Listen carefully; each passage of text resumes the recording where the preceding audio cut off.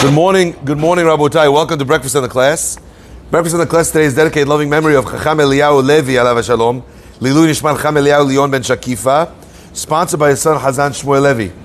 And as well, dedicated loving memory of Sammy Simantov, alav shalom, Lilu Nishmat, dedicated, no, that's wrong, isn't it? Huh? It says over here, Sammy. Dedicated in loving memory of Leah Simantov, Lilu Nishmat, Sarah Bat Nechama, sponsored by Nadine, Alec, Drora, and Simon Simantov. Breakfast in the Class is also dedicated in loving memory and Lilu Nishmatem, Fredel Bluma Bat Shimshon Meir, and Chaye Sarah Bat Aaron Yaakov, alav shalom, sponsored by Shimshon Deutscher. Breakfast in the Class is also sponsored by Joel and Avi Oster, dedicated in honor of their Oster and Masaton parents and grandparents, and sponsored by Emmanuel Zara, dedicated in honor of Charles Darwish for his friendship. Where are you, Charles? He was just here. And as well, dedicated in loving memory to Nishmat Baruch Ben Violet and Salim, sponsored by his daughter Vera George. And in loving memory of Reina and Raquel's father Joseph Major, alav shalom, Lilu Nishmat Yosef Ben Reina of Victoria, sponsored by Reina and Ezra Cohen and Raquel and Gabby Habert. Dedicated by Shirley and Jeffrey Lane in loving memory of Vita Hanan, alav shalom, Lilu Nishmat Haim Ben Oro on his Askara. And as well, dedicated in honor of the Arizal, Rabbi Ishaq Luria, on his Askaras today. And in loving memory of Ms. Lily Safra Leah Shalom, Leah Bat Dova Kohen Vechana, sponsored by Avram Simmons. Dedicated for Refuah Shlema of our uncle Stephen K. Herzl Ben Rucha Leah, sponsored by Danielle and Rafi Asbani. And finally, sponsored by Ranel Cordova, a Torah State of Mind listener. A shout out from Portland, Oregon. Thank you, Rabbi Shlomo Farhi, for all you do. Azaku Baruch, Ya'eni. My friends, if we had a lot of dedications, then we have to have a lot of power in the Torah, inshallah. I want to share with you an idea that starts from Rabbeinu Yonah. Rabbeinu Yonah points out an incredible nikudah. Now, Rabbeinu Yonah wrote a sefer called, what's the book he wrote? Anyone know? Sha'arei Teshuvah. He wrote the Gates of Teshuvah.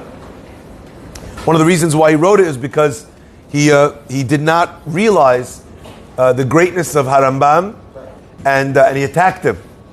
He felt he didn't understand his motivations, or he felt he wasn't doing things the right way. And one of the things he felt he needed Teshuvah for is exactly this. And what's interesting is that Rabbeinu Yonah writes all about the decisions that people make, and how when a person makes a mistake, a lot of times it's because they're choosing something, they're choosing the wrong thing over the right thing. And I want to just share one point that Rabbeinu Yonah makes. The Pasuk tells us that when a person is Motzi Shem Ra, he's called a Motzi Shem Ra. Where does that come from? If I ask you what Motzi Shem Ra means, what do you tell me? What do you think it means? Most people grow up thinking, you have Lashon Hara as if it's not true. Motzi Shem Ra is when the Lashon Hara is, you say something that's true. Okay? Excuse me. You say something that's not true. Lashon Hara is even if it's true. Motzi Shem Ra is you say something about a guy that's not true. What's the example in the Torah of a person who's Motzi Shem Ra? It's if a person gets married, and then he says he doesn't like the girl he's with, that he's married to. So he's umatza, he says, he comes out with her, alilot devarim. He says, lo masati lebetecha betulim. I married your daughter, I thought she was going to be for me, but I married her and I see now that she was with someone else during our time of betrothal, of arusa. What's the punishment if she's already married and she was with somebody else? What's the we know the punishment for adultery is death. What's the guy trying to do? Why is he trying to kill his wife? He wants to collect the insurance policy, right? You don't want to have to pay for the ketubah. So the guy is literally, what is he doing? He's trying to kill his wife. What do you call a guy who's trying to kill his wife? A murderer. What did you say? He said OJ. What do you call a guy who's trying to kill his wife? Right? What do you call that guy? It says the Torah, Motzi Shem Ra. Asks Rabbeinu Yonah, why don't we call the guy's a murderer who also put out Shem Ra about someone? Why does the Torah call him a Motzi Shem Ra? It should call him a Rotzeach. Says Rabbeinu Yonah. Because sometimes to embarrass someone by talking about their deficiencies, by humiliating them in public, the person would rather die than have those words spread about them in the community. What happens sometimes when there's a newspaper exposing someone as a fraud or this or that? What all of a sudden they'd say that the guy has to be on suicide watch. Why? Because the guy's so humiliated from his crime, from what he did, from the story that's surrounding him, that what does he want to do? He'd rather not be in this world than have to deal with the shame of showing his face in public. All the time this happens. A person's on suicide watch. Because a person would rather be dead than be embarrassed that way. And that's why our rabbis were not joking when they said, mutav, better, that a person, yapil atzmo lekivshan ha'esh, he should throw himself into a furnace of fire, ve'al yalbin et pnei havero berabim. He should not embarrass his friend publicly.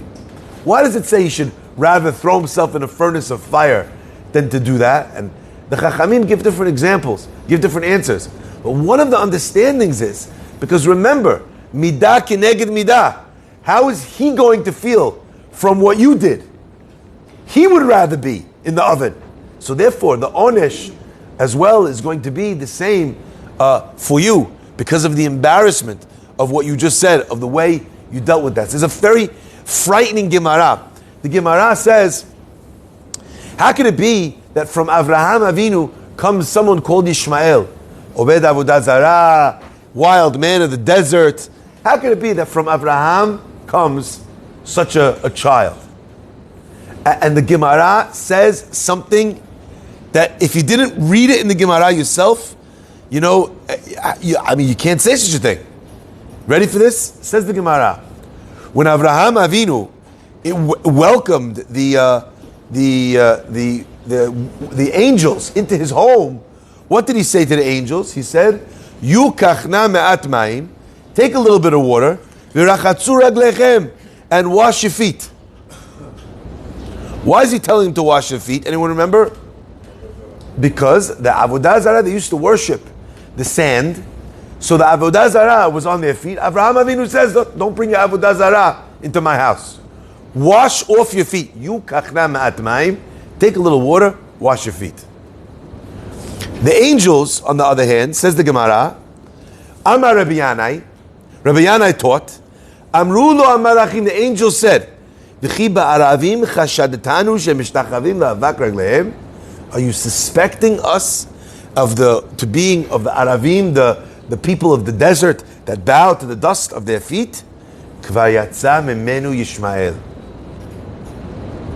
Says the Mahasha, hachoshed b'ksherim, someone who suspects someone who's not guilty of that thing. You suspect somebody and he's kosher, lokeh, he gets punished. Ubema shachashadam laka. And in that which he suspected them of, he got hit. He had a child who himself was the things that he suspected his guests of. I mean, I don't know if we're going to get punished in the same way as Avraham Avinu, because a Sadiq, HaKadosh Baruch Hu deals with him on the highest level. But how many times in your life has it happened? Choshed b'ksherim. You suspect somebody of something.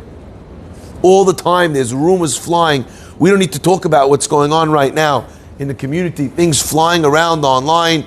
Everyone's forwarding this, forwarding that. People have an opinion about everything. Who knows? You have no idea what's going on. And you know what? Even if you think you do, and you think you know the story, bar minan, that you should pass judgment on somebody. And then bar minan, that judgment should boomerang back on yourself. A person looks, they see, oh, this person looked obvious. In the video, I could see he stole the money. I could see he did this. I could see everything. We think we have everything clear because we have a 10-second snapshot that someone forwarded to you. Now you're going to forward it to 10 other people. Bar minan. You know if a person is mentally okay? Do you want that coming your way in your house? You know if a person has any sorts of pressure, why he's there, why he's where he is? Maybe he has loan sharks coming after him and the guy was desperate, so that's why he took something. It's true he stole. But in Shamayim, if you generated a chashad, you were choshed b'ksherim, in Shamayim they say you're suspecting him of it. Okay, yeah, he did steal. But you know why he stole? Do you want the reason why he stole turning up at your doorstep?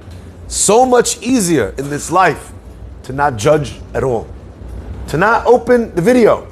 To not listen to the gossip. It saves a person so much heartache. And you see, says Rabbeinu Yonah, that instead of calling this guy a murderer, worse than being called a murderer, is being called a motzi shemra, a talebearer, someone who speaks badly about somebody else. My friends, our rabbis tell us that at the end of times, a person in Shamayim is going to go to heaven, and in the heavens, a person is going to be called out for different sins. And the Gemara says, Rubam begezer. Most of them are going to have some element of stealing. What does stealing mean? Stealing doesn't mean a mask. You walked into a bank. Stealing means you're in the office and you're taking personal calls. Mechila. I mean, I don't mean to tell anyone how to do their job, but you're getting paid to work 9 to 5. A phone call is on your cheshbon. Now, I thought to myself, who could live like that? Who could live on such a level, such careful, who could live like that? Right? Impossible. I had a Romanian cleaning lady in London. Her name was Mary. Okay? Big cross around her neck. She used to clean for us in our house. She was very good. She worked very hard. My wife came to pay her one week. And Mary said to my wife, you should pay me a little bit less. Because yesterday, I had a phone call from Romania. I had to deal with something. I had an emergency, family emergency. I was on the phone. I wasn't working the whole time. If my non-Jewish cleaning lady could do it, then we could do it. That honesty is something that we have to have. But my friends, yeah, when you look at a situation like this, and we try and understand, choshed b'ksherim means, and speaking Lashon Hara means, that if you're looking at a person and deciding that that is who they are and what they're like, Ishtabach Shemo, Hashem has many ways of visiting that upon us. Says the Gemara, Rubam begezer, v'kulam be'avak Lashon Hara. In the end, most of the people are going to be paying for gezer in Olam Ha'emet. But says the Gemara, but everybody is going to be paying for avak Lashon Hara. Now, if the Torah is already telling you that, then you understand that that's something that no matter how good you are, you have to work on. And working on this, what does it mean to work on speaking Lashon Hara, on speaking negatively? What does it mean to work? One of the tricks, one of the tools, is to try and think back to a time when somebody said something negative about you. It burns, it makes you angry. You're calling someone, where'd you get this from? Who told you? It's not true. Go back to the guy who told you. Tell him you try and start a reverse chain of the answer so everyone knows, I didn't take the money, the guy owed me the money, etc., etc. It never works. There's no Lashon Hara goes viral in a way Lashon Hatov never does. The example I like to give is, when the New York Times prints an article that's anti-Israel, front page. When they force them, fact-checking, they'll sue them because it's not true. What will happen? They'll print a retraction this big on page 78 in the bottom corner. That's what it's like when you try and reel back Lashon Hara. It's too difficult. So number one, think to yourself, it's impossible to fix this if it comes out of my mouth. I don't want to say it.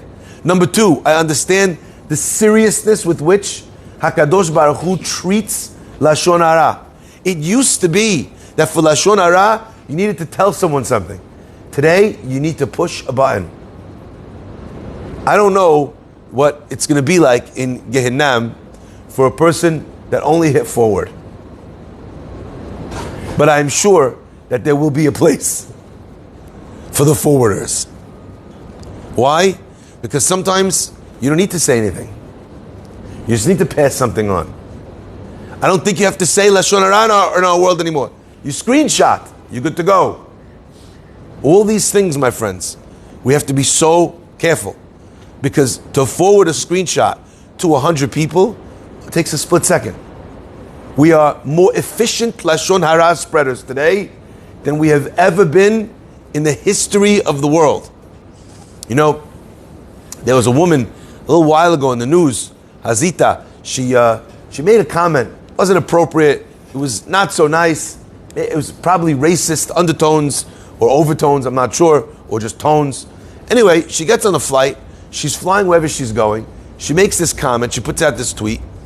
Meanwhile, she's flying. She has no internet. The comment she makes gets blown up. The whole world is talking about it. They don't know that she's on this flight. She's on the flight on the way. She doesn't hear nothing. Or maybe they do know. She lands. Her phone blows up with thousands and thousands of text messages.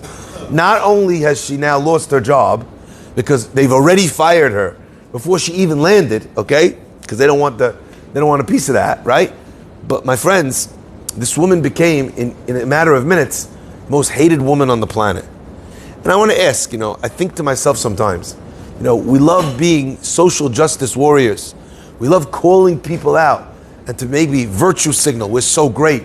I would never say that. You might want to, if you actually care about the person or the issue, you might want to actually message the person privately saying, I don't know if that's an appropriate thing to write. I don't know if that's an appropriate thing to put out. If you're doing it online and publicly, probably you're doing it because you want the honor, you want the ego boost of being the person that told off someone, in public. But if you do that, you just have to recognize that the damage that you might do to that person might be something that's irreparable. So when a person thinks a little bit before they act, there's a chance that they put the gun back in the holster and they go over to the guy and they work it out, in that way. I want to share one just small example of Lashon Hara. I remember a little while ago saying, I remember reading a post where someone was asked. They asked, would anyone mind doing, putting out or teaching the halachot of the fast day before the fast day? They put a post on one of my social media. I said no problem. Anyway, so I'm going through the halachot, and as I'm saying the halachot, I'm going through each halacha, and I said over one of the halachot pertaining to Shabbat. There's probably 100-something people listening live, 200 people listening live. The person comments, not true. So I said, Mechila, what's not true? He writes back, the halacha you just wrote, it's not true. Rabbi Cherba writes in his book, it's not true, the opposite. So I said, Mechila, actually, that's not what he says. No, here's what he says. I said, I'm reading right now, currently, from Rabbi Cherba's book. Like this. You understand? But the guy, in the moment, what's he trying to do? He's trying to catch out the rabbi. Makes person feel great. Catch out the rabbi. I remember once, I'm teaching a halakha, the guy says to me, not true. Chacham Ovadia says the opposite. I said, I don't think he does actually. I think Chacham Ovadia says, right? I'm not saying I've never been wrong about it, but I was very sure about this. Chacham Ovadia says the opposite. I said, show me. The guy opens up the halakha, Chacham Ovadia says, Asur. I said, Rochi, we're talking about Asara B'Tevet. You're showing me Chacham Ovadia in the laws of the fast of Yom Kippur. Right? You can't. That's why Chacham Ovadia says, go look in the halachot of the minor fasts. You'll see Chacham Ovadia does not say that. But sometimes a person is so keen because they feel so much better about themselves. The reason why I'm bringing this up is sometimes the key to stop speaking Lashon Hara is to ask yourself, forget the punishment for a second. Forget the damage that you're doing for a second. Those two, terrible things. Just ask yourself, what is my motivation here? What is my motivation here? My motivation is to correct his behavior. You think calling him out in public is the best way to do that? You think spreading this to everyone that you know is the best way to do that? Go have a conversation with him.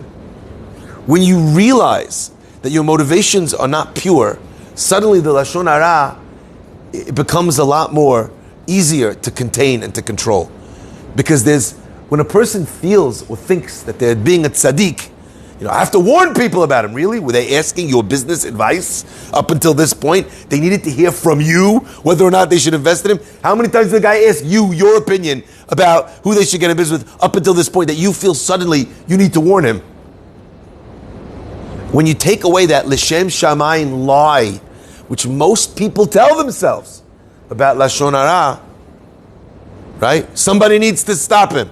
And this is your job. If you take away the L'Shem Shamayim, suddenly a person recognizes it for what it is. And when the Yetzer Hara's mask comes off, it's much easier to stand up to him. The hardest Yetzer Hara to deal with is a Yetzer Hara who wears a mask of Yetzer HaTov. We need to call out this behavior. So maybe call out the behavior without forwarding a video or a picture. Maybe say, without saying any details, that the behavior, call out that behavior. You need to give the guy's name and address. Be'ezrat Hashem, we should be zocheh to be from the people that refrain from speaking Lashon Hara. When a person speaks Lashon Hara, God neuters, He downplays, He takes power away from that person's tefillot. Not only that, in Shamayim they judge him on his transgressions. Not only that, if you got something wrong about the story, like we just said, Choshed B'Ksherim, Lokeh, you become afflicted in your house with the thing that you're suspecting him of, with so many downsides and such small upside. Let's be smart about Lashon Hara and decide that it's just not worth the price. Baruch Adonai Le'olam.